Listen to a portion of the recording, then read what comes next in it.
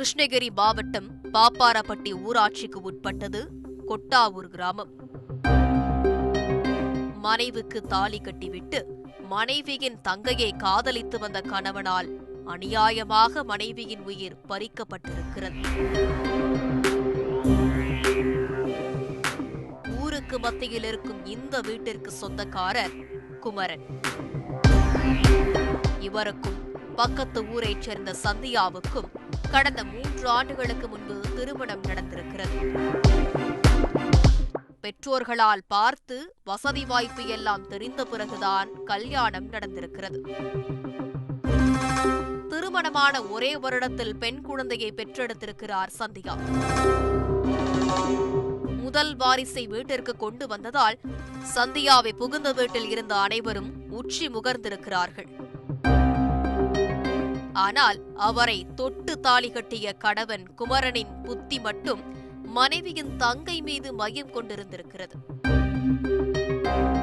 ஆம், சந்தியாவுக்கு 20 வயதில் தங்கை இருந்திருக்கிறார். கல்லூரியில் படித்து வந்த சந்தியாவின் தங்கையை சில மாதங்களுக்கு முன்னதாக அக்காவுக்கு உதவியாக இருக்கட்டும் என நினைத்து அவரது பெற்றோர்கள் சம்பந்தி வீட்டுக்கு அனுப்பி வைத்திருக்கிறார்கள். ஆனால் அக்காவையும் அவரது பச்சிளம் குழந்தையையும் பார்த்து கொள்ள வந்தவர் கொஞ்சம் கொஞ்சமாக அக்கா கணவர் குமரனோடு நெருங்கி பழகி இருக்கிறார். ஆரம்பத்தில் இதை விளையாட்டாக எடுத்துக்கொண்ட சந்தியாவுக்கு போக போக இருவர் மீதும் சந்தேகம் வந்திருக்கிறது. இதனால் கணவரின் செல்போனை ரகசியமாக பார்த்த சந்தியா மொத்தமாக அதிர்ந்து போயிருக்கிறார். இருவரும் காதலர்களாகவே வாழ்ந்து வந்ததை வாட்ஸ்அப் ஹிஸ்டரி மொத்தமாக காட்டியிருக்கிறது. இதனால் வீட்டில் பிரளயமே நடந்து முடிய மச்சினியை மாமனாரோடு அனுப்பி வைத்துவிட்டு கொஞ்ச நாட்களாக மனைவியோடு சுமூகமாக வாழ்ந்திருக்கிறார் குமரன். இதனால் நடந்ததையெல்லாம் கனவாக மறந்த சந்தியாவும் கணவரை மன்னித்து ஏற்றுக்கொண்டிருக்கிறார். ஆனால் சென்ற காதலர் தினம் சந்தியாவின் நம்பிக்கையை மொத்தமாக நொறுக்கி போட்டுவிட்டது. பிப்ரவரி 14 அன்று தனது கணவர் வாழ்த்து சொல்வார் என எதிர்பார்த்து காத்திருந்திருக்கிறார்.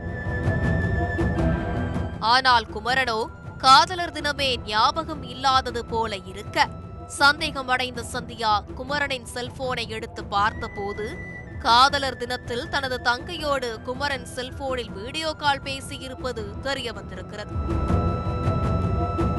மீண்டும் மீண்டும் ஏமாற்றப்பட்டதை நினைத்து மனமுடைந்த சந்தியா தனது 1.5 வயது குழந்தையையும் தவிக்க விட்டுவிட்டு தற்கொலை செய்ய முடிவெடுத்திருக்கிறார். வீட்டில் யாரும் இல்லாத நேரத்தில் எலி பேஸ்டை சாப்பிட்ட சந்தியா சுயநினைவில்லாமல் மயங்கி இருக்கிறார். அக்கம் பக்கத்தினர் அவரை மீட்டு மருத்துவமனையில் சேர்த்திருக்கிறார்கள். ஆனால் விஷம் கொஞ்சம் கொஞ்சமாக சந்தியாவின் உடல் முழுவதும் பரவி இருந்த நிலையில் சிகிச்சை பலனளிக்காமல் பரிதாபமாக இறந்து போயிருக்கிறார். இந்த சம்பவம் குறித்து வழக்கு பதிவு செய்த போலீசார் தற்கொலைக்கு தூண்டிய மச்சினி பிரியனான குமரனை கைது செய்து சிறையில் அடைத்திருக்கிறார்கள்.